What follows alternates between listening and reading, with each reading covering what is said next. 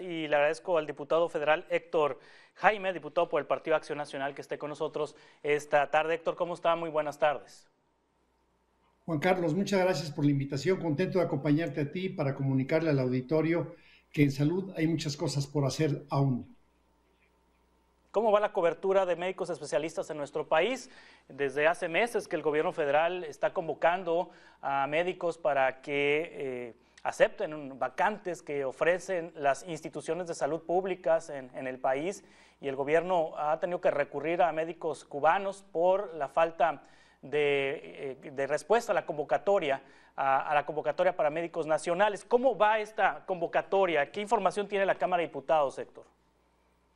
Mira, primero decirte que convocó a médicos cubanos para poder enviar dólares a la isla, no porque faltaran en México, porque desde que llegaron ellos en 2008 despidieron a una gran cantidad de médicos. Todavía ahora, el día de antier, Juan Carlos, tú recordarás que el presidente, al inaugurar el IMSS Bienestar, que va a resolver los problemas de Puebla, dijo que íbamos a estar mejor que Noruega y que mejor que Dinamarca, no igual, sino mejor ahora. Pero sin embargo, el número de médicos que despidieron y las plazas que dijo él que van a basificar, cuando ellos llegaron en 2008 eran más de 80,000 plazas, no han basificado ni siquiera 18,000. Entonces, pues, los demás que despidieron y que no han basificado podrían cubrir perfectamente el tema. Ahora, a tu pregunta puntual, el número de plazas de médicos especialistas ha disminuido en México, porque en estos 4 años han nacido 8 millones de mexicanos y el número de plazas creadas en los informes del presidente López Obrador, el último fue el 4º informe, apenas habían creado 10,000 plazas. Si ya México había entrado en una ruta en la cual el número de médicos por cada 1,000 habitantes está por debajo del nivel esperado, pues ya no digamos de especialistas, y más de algunos de ellos. Sí, me dice entonces que está por debajo México en el número de doctores, de médicos por cada 100,000 habitantes. ¿En cuánto está el promedio internacional? ¿En cuánto está México? México está a la mitad de los países de la OCDE, y de algunos de ellos pues que hace a una cuarta parte, porque además te recuerdo lo que decía el doctor Felipe de la Sociedad Mexicana de Salud Pública.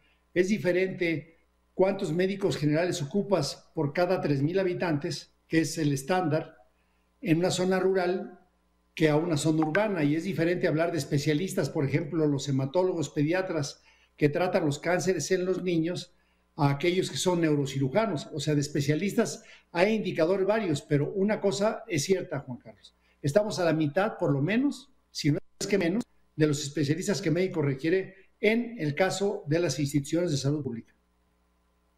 ¿Están egresando suficientes médicos especialistas de las instituciones de educación superior como para cubrir estas vacantes?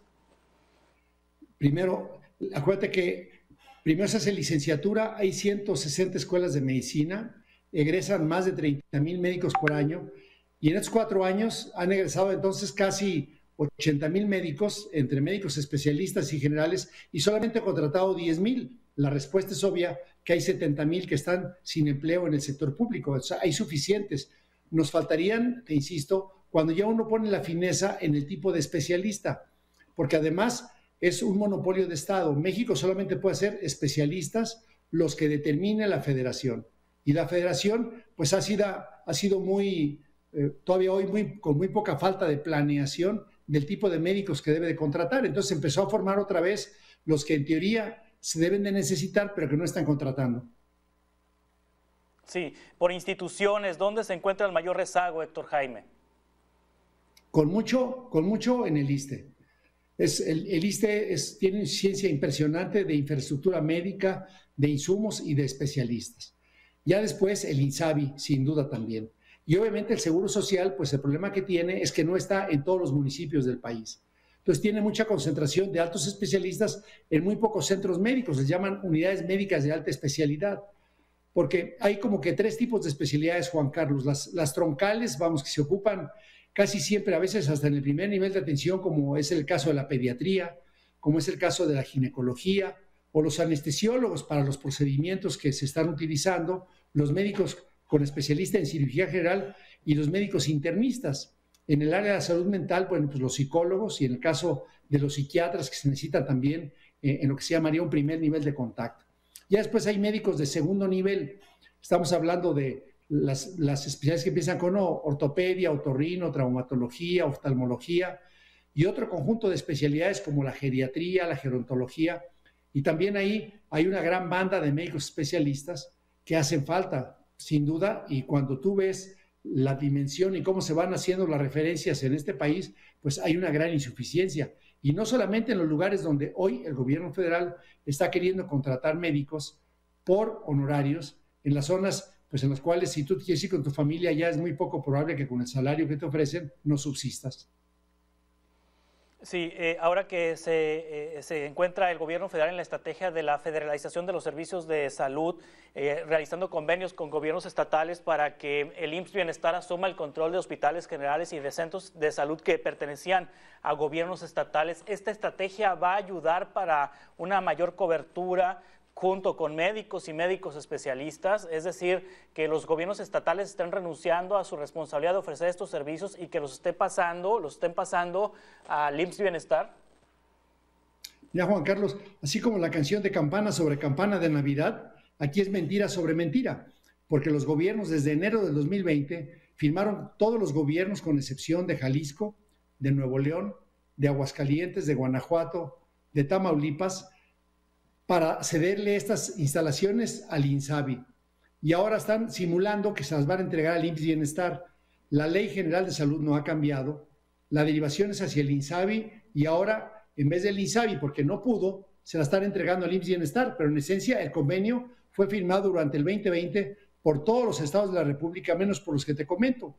Y ahora Tamaulipas, que ya ganó Morena, pues el gobernador está entregando los servicios estatales, es decir, y no es federalización, Juan Carlos, es centralización. Va a ser un monopolio de Estado en el cual los servicios estatales de salud, por ejemplo, de Nayarit, se estará entregando al IMSS Bienestar como se habían entregado ya al INSABI. De hecho, el hospital y toda la normatividad, si tú la revisas, se estaba entregando para que este servicio estatal lo dieran a través del INSABI y ya seguirá siendo el mismo personal que estaba, las mismas unidades médicas que estaban, el mismo equipamiento que estaban, porque si algo hay notorio es que no ha habido un buen equipamiento y no ha habido nueva infraestructura hospitalaria ni de primer nivel, a la que hacía referencia el doctor Felipe Roldán, y que estoy de acuerdo, que se ocupa fortalecer muchísimo el primer nivel de atención o atención primaria a la salud. Estamos platicando con el diputado Héctor Jaime, diputado por el Partido de Acción Nacional. En el presupuesto 2023 que aprobó la Cámara de Diputados, Héctor, ¿viene recurso programado para la contratación de médicos y de médicos especialistas? Bueno, siempre los ramos te permiten contratar médicos. Aquí ya dependerá del programa de cada dependencia. Es decir, cuando ya valoras tú, porque el mecanismo de presupuestación público es por programas. Entonces tú tienes para el programa de dengue, por ejemplo. Oye, falta gente en la sierra para que pueda atender este tipo de pacientes, falta comprar medicamentos. De ese programa se autoriza que cierta partida de eso se contraten especialistas. En el caso de los hospitales de alta especialidad, donde estamos hablando de ese nivel de especialistas que son neurocirujanos, cardiólogos cirujanos, especialistas en ciertos subtipos de cáncer, por ejemplo, bueno, pues es obvio que no tienen ya recurso para contratar y el presupuesto no se los autorizó, porque ellos se financiaban a través del Fondo de Gastos Catastróficos que hoy no autoriza la contratación de personal. Entonces realmente hay una insuficiencia seria en los institutos nacionales y en los hospitales de alta especialidad, tanto del Seguro Social, en el ISSSTE es un desastre, te comento, y en el caso del INSABI, pues sin duda. Sí, estamos lejos de alcanzar la universalización de los servicios de salud y que haya medicamentos para todos, para todas los ciudadanos mexicanos, ciudadanas mexicanas, independientemente de si se es derechohabiente o no. No, sin duda, o sea, el deseo del presidente, yo lo firmo, ¿quién no quisiera estar mejor que Dinamarca? Pero cuando tú analizas el dinero que se ocupa para entregar los 3 paquetes de servicios esenciales para toda la población, independientemente del tipo de trabajo que tengan, es decir, que tengan seguridad social o no, estamos alrededor de a 700,000 millones de pesos de distancia, Juan Carlos, ¿ves? Porque este paquete ya está evaluado y el ramo 12, que es el que va para el INSABI y ahora para el IMSS Bienestar, es alrededor de 124,000 millones de pesos y se ocupan por lo menos 800,000 millones, Juan Carlos, para poderlo garantizar de manera efectiva. No decir, tiene derecho usted a todo en cualquier hospital y con cualquier medicamento, pero no hay ni hospital, ni hay personal, ni hay medicamentos. Y no veo yo el espacio fiscal porque este gobierno ya se aprobó su quinto presupuesto, nomás les queda un presupuesto más y en ninguno de ellos han incrementado, ni siquiera llegado a 3 puntos del PIB, cuando la Organización Mundial de la Salud dice que para entregar los servicios esenciales de salud se ocupan por lo menos 6 puntos públicos del PIB. Es el país que en el continente americano, ya no digas tú comparándonos con Europa, sino con el continente americano es el que menos invierte presupuesto público de salud, Juan Carlos. Estamos lejanos de que sea una universalidad efectiva. Sí, comparado con el sexenio anterior, ¿este gobierno ha invertido más o ha invertido lo mismo en salud? Ha invertido menos porque el último sexenio del presidente Peña Nieto, los últimos 2 años dejó de invertir.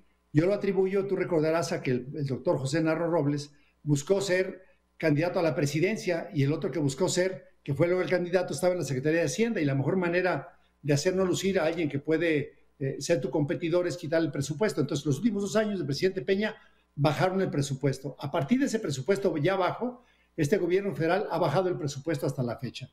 Nos le hemos pasado haciendo propuestas, ¿ves? Porque, por ejemplo, dicen que se incrementó 30,000 millones de pesos. Bueno, en los ingresos sí, nada más que en el fondo que estaba de gastos catastróficos quitaron 70,000 millones. Entonces realmente no hubo mayor inversión, nomás lo movieron de bolsita, haciéndolo más ineficaz. Ha sido un verdadero desastre y nos hemos mandando a cada crítica una propuesta, Juan Carlos, pero es obvio que estamos muy lejanos de tener el recurso que se necesita para poder tener más personal, más unidades médicas móviles, más unidades de primera atención, mejores laboratorios para que se hagan las pruebas y todo el equipamiento que tú estás viendo ahorita en las imágenes que generosamente están transmitiendo para el público. Héctor Jaime, diputado federal del PAN, ¿algo que desea agregar? Pues nada más, Juan Carlos, verdad, agradecerte a ti que inicias el año mostrando los retos que hoy tenemos. Déjame comentarte que de los 22 impulsores de la salud importantes para la calidad de vida, 19 no dependen de la caja sanitaria, de este mecanismo tan decepcionante que hoy tenemos como país, que dependen mucho del ciudadano y los invitamos a que puedan tomar las riendas de su salud con acciones tan simples como lavarse las manos, tomar agua, caminar y cosas que ustedes aquí mismo en este canal Impecable están difundiendo de manera cotidiana. Hay que estar muy atentos a aquellos determinantes que no son de atención médica directa para que nos traten como personas, que la persona sea el centro de la atención a la salud y que cuando seamos pacientes, pues que tengamos el sistema afinado para que cerca de mi casa y sin gastar yo de mi bolsillo recibamos lo que dice la propia Constitución que debemos de recibir, dado que pagamos los impuestos. Gracias, Héctor Jaime, diputado del PAN. Estamos en contacto para futuras conversaciones, si le parece. Felicidades, Juan Carlos. Gracias. Hasta pronto.